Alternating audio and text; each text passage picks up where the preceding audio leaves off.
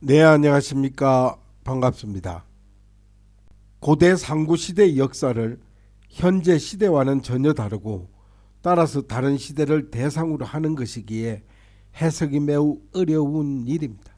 하여 현재 우리가 갖고 있는 정치적, 경제적, 사회적 관념은 과거의 발전을 고찰하는 경우에 정확한 표준이 될 수 없는 경우가 아주 많습니다. 배달국 치우천왕 시대에 있었던 흔한 황제와의 역사 전말은 진화국의 역사 왜곡이 어디까지 진행되고 있는가를 살피면서 또한 요순시대의 나라와 임금도 우리 배달족으로 우리 고조선의 제후국들이었습니다. 그런데 진화는 동방적인 우리 역사를 의도적으로 왜곡 곡피를 하면서 무시 축소하고 있었던 것입니다.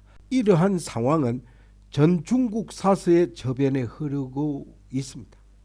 하여 그들은 일본처럼 자기들 역사에 우리의 역사를 차용하여 이용하고 있습니다. 따라서 우리 역사가 전란 중에 소멸된 것을 기화로 제멋대로 변조를 하고 있었던 것입니다. 하여 중국은 고대 역사를 잃어버린 우리 한민족의 조상까지 전설로 했다가 현재 지금은 자신들의 조상이라고 주장하고 있습니다. 이로 인해 우리 한민족의 역사가 명명백백한 배달국 역사마저 일부도 중국의 역사로 탈바꿈된 상황입니다. 하여 중국은 지금도 동북 공정을 계속하며 우리 역사를 도덕질하는 행위를 멈추지 않고 있습니다. 하여 왜 중국은 이 같은 시도를 계속하는 것인가 하는 것인데 바로 그것은 17세기 만주 여진족이 중원을 정벌한 후 대청 제국을 건설해 300여 년간 한족을 지배했으나 지금은 청나라의 역사와 문화가 중국의 것이 돼버린 전철을 우리 한민족의 역사에도 적용하려고 하고 있는 의도인 것입니다.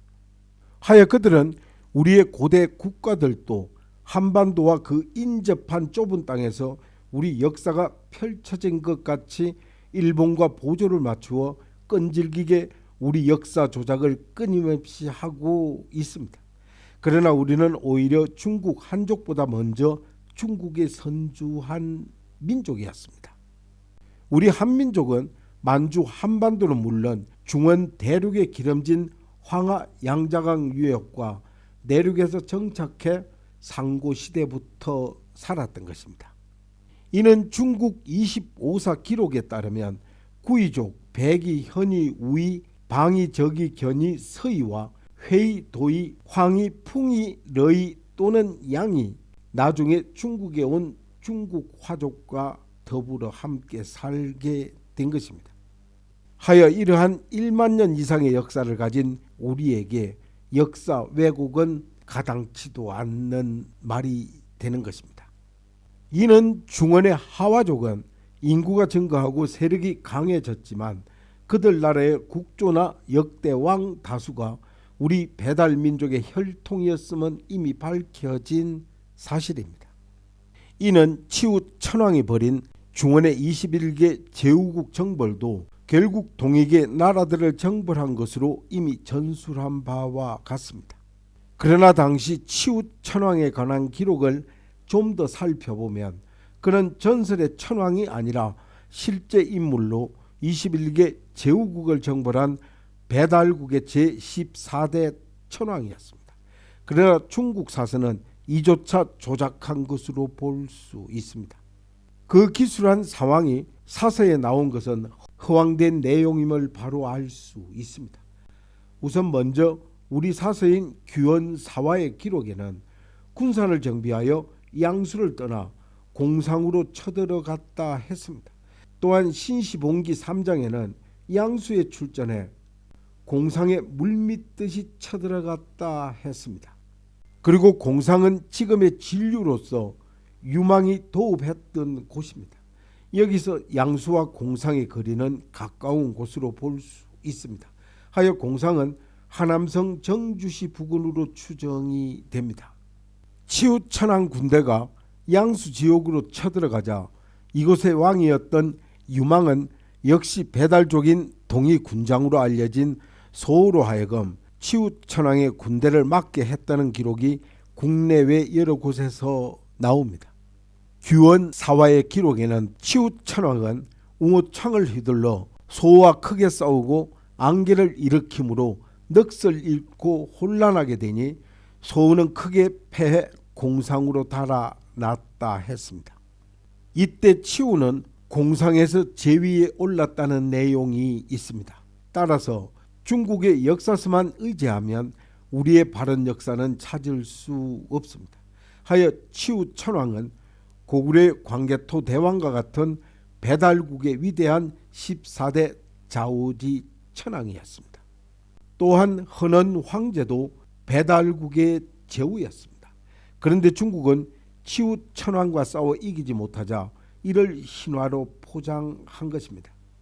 중국의 신화에서 삼성기의 기록과는 정반대로 치우천왕이 황제 헌원의 지위를 노려 괴신 72명과 반기를 들었다고 허황된 신화로 설화로 만들었던 것입니다.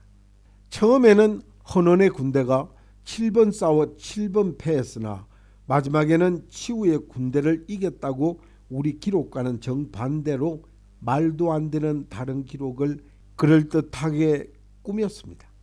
예컨대 헌원은 하복성 탕록에서 치우군에게 크게 패한 후에도 군비를 정비하고 그가 발명했다는 진암차 즉 수레를 이용해 치우천왕 휘하에서 싸우던 응용과 천여발을 유혹 그들로 하여금 치우군대를 선봉에서 공격해 10여 년간 73차례 싸워 이긴 적도 있었다고 나와 있습니다. 그러나 이는 너무 터무니없는 설화로 만드는 중국의 역사학자들이 끼워 넣은 것입니다. 하여 헌원은 죽을 때까지 치우천왕과 대적을 하나 끝내 소원을 이루지 못하고 치우천왕의 군사를 피해 일생 동안 여기저기 옮겨 다닌 것입니다. 이를 하물며 사마천은 한족의 위상을 높이려 치우천왕의 장수 중에서 치우비가 있었는데 그가 전투 중에 전사를 했는데 이를 두고 치우천왕을 죽인 것으로 기록했던 것입니다. 하여 이러한 있지도 않은 역사 사실을 왜곡 조작했던 것입니다. 치우천왕은 기름진 회남과 산동을 노려 동으로 오려는 헌원 군사가 오는 것을 막았을 뿐만이 아니라 헌원을 사로잡아 신하로 만든 다음 오장군을 파견해 치우천왕 시대 활동하던 서쪽의 고신을 공격, 공을 세우게 했다고 신시봉기에 언급돼 있습니다. 당시 고신의 나라는 치우천왕에 의해 정벌당했지만 그도 우리 배달 민족이었던 것입니다.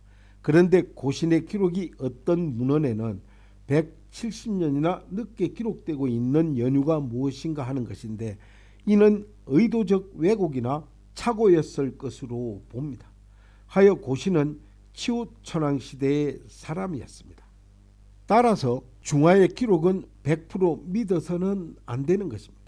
그리고 그들 역사는 너무나 터무니없는 허황된 허구가 아주 많기 때문입니다. 따라서 우리나라 사학자들도 중화의 사기를 많이 이용하는데 사기는 믿을 것이 못 되는 자료입니다. 따라서 사기는 최근 들어 삼류 소설에 불과할 정도라고 합니다. 하여 진실은 언젠가 밝혀지게 마련입니다. 따라서 헌원은 산서성 지역의 황토 지역에 살았기 때문에 황제라고 불렀던 것입니다. 그러나 그는 배달국의 제후 중 한 사람이었을 뿐입니다. 이는 소도경전 본운에 동방의 선인 자부선생이 청구국 대풍산에 살면서 헌원 황제에게 사망 내문경을 주어 의인이 됐다고 나와 있습니다.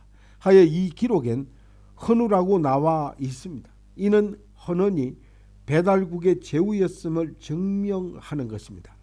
그리고 헌원은 유흥국의 왕이었다고도 기록되어 있습니다. 또한 헌원은 회남과 산동의 기름진 평야지대로 진출을 끊임없이 기도해 치우천왕과 패권을 겨루었으나 성공하지 못한 왕이었습니다. 그리고 그는 기름지지 못한 섬서성에 있다가 후에 하복성으로 북상해 탕록을 근거지로 했는데 그는 111년을 살고 그의 능은 섬서성 중부 황릉현 서북 교산에 잠들고 있습니다. 그리고 치우천왕과 흔한 황제는 치열하게 싸웠으나 결국 치우천왕의 100을 넘지는 못했던 것입니다. 그러나 기록할 만한 역사가 없는 중화 역사에는 흔한 황제를 시조로 받들고 있습니다. 그리고 동북 공정을 하며 배달국도 자기 역사로 편입하려고 치우천왕을 국가의 시조로 받들고 있으니 참으로 못 말리는 역사 왜곡자들입니다. 하여 중국의 역사 왜곡이 어느 정도인가는 고신의 기록에서도 잘 볼 수 있습니다. 고구려 동명성왕의 조상 고신은 누구인가 하는 것인데 이 고신은 치우천왕 시대 그러니까 BC 2706년에서 2598년까지 살았던 인물입니다. 하여 중화 기록과는 맞지 않습니다. 하여 중국은 역사 왜곡을 위해 연대를 조작했기 때문입니다. 하여 고신은 태어나면서부터 신동으로 음악을 좋아해 각종 악기와 곡을 만들었다 합니다. 고신은 치우천왕과 흔한 황제 시대에 산 사람입니다.